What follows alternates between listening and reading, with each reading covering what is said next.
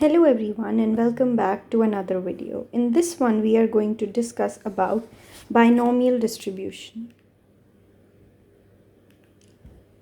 So the most common example of binomial distribution is a coin toss where you have two outcomes, one is head and the other is tail.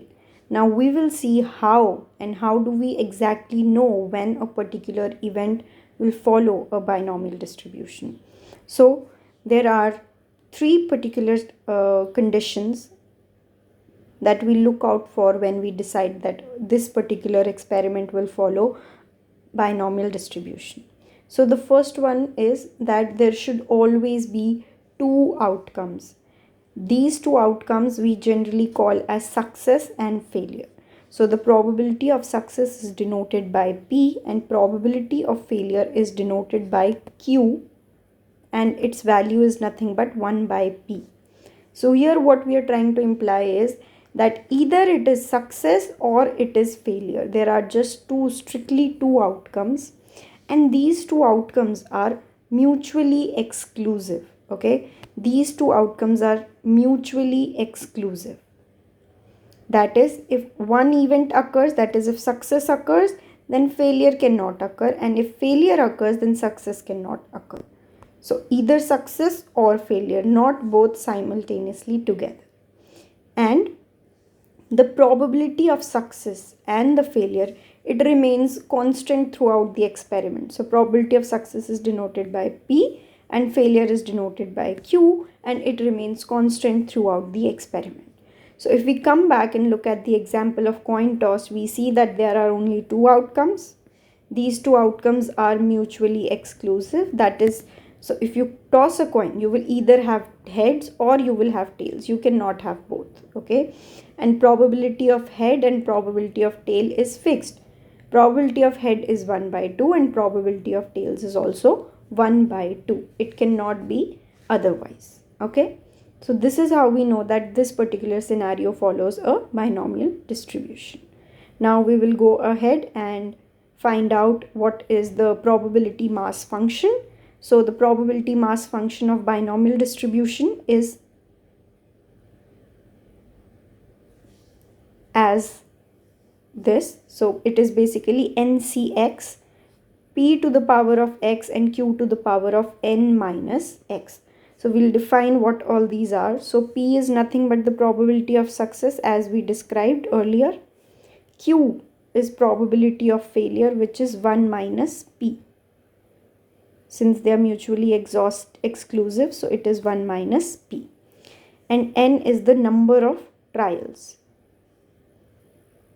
Number of trials in the experiment, and X is the number of successes. This all will be very clear to you when we discuss one of the examples. So for now, if you're not able to understand it clearly, wait till we discuss the example. Okay. Then NCX is nothing but a binomial coefficient. So it is basically n combination x, and we know that NCX is nothing but n factorial divided by x factorial into n minus x factorial. We will now define the expected value of x, which is nothing but expectation, or we call it as mean. So it is summation of x. As we know, it is nothing but summation of x into f of x. So this is your f of x. Now it is slightly complicated, so we will not go into exact details of it. However, if you want to know the exact proper long derivation of the entire calculation of expectation of x, we are going to add a link in the description box for you to go through that. So for now, we have this particular value which says that x NCX is equal to n into n minus 1 c x minus 1. So we are going to use this particular directly. Okay, so when we replace this particular value right here with this one, we get summation of n minus 1 c x minus 1 into p to the power x q. So what are we going to do is, earlier we had q n minus x.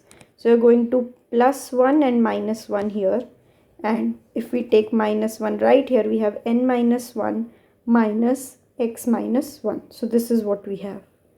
Now we take n and p out of the summation. We are left with n minus 1 c x minus 1 p to the power x minus 1, because we took one of the p out and q is right here. Now again we are going to use one of the theorems, and for using that we will have this particular value equal to p plus q. For now let's say this is q, p plus q to the power n minus 1, and then we open up and write q as 1 minus p. And if we further open this bracket, we get p and p cancelled, and we have nothing but np here. So this is your expectation of x. So this derivation can be a little overwhelming, and if you want to go step by step, we are going to give the link in the description box. Similarly, variance of x comes out to be npq. So we are not showing the derivation here. We get npq. So now we are going to discuss the example. So here we have 200 ping pong balls of various colors which are placed in a bin. 25 of the ping pong balls are red. Okay. Now find the probability of selecting a red ball in any single draw, given that the selected ball is replaced prior to each subsequent selection. So it just means that every time you take the ball out of the bin, you will always have 25 red balls, and in total you will have 200 balls. So probability of selecting the red ball will always be the same, which is nothing but 25 by 200, right? It is nothing but 25 by 200. Now next is find the expected value and variance given that 50 balls are randomly selected with replacement from the bin. So when we say with replacement, so every time you pick up a ball, the probability of selecting a red ball will decrease. Okay, so that is going to decrease, and the total number of balls in the bin is also going to decrease. So that is something that we keep in mind when we say with replacement. So expected value, we know for sure that we have calculated earlier, is nothing but n into p, right? So n is the number of times the trial is happening. So the trial is happening 50 times. Okay, 50 balls are randomly being selected. So n is 50. Okay, do not confuse it that we had 200 balls there.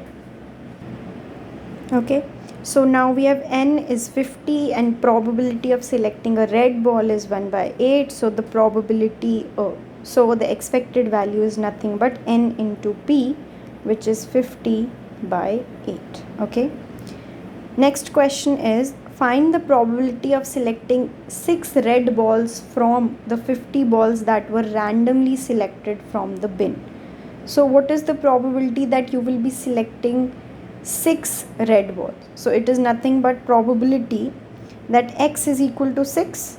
Okay, so here if you see, this is the formula that we are going to use to find the probability, right? So our n is nothing but 50, our x is 6, p we already know is 1 by 8, and q is 7 by 8. So just substituting all these values, we will get, okay, 0.17. So it says 17% chance that you will have 6 red balls. Okay, so this is how important these distributions are when it comes to finding out the probability in different cases. So this is it for this video. Thank you for watching.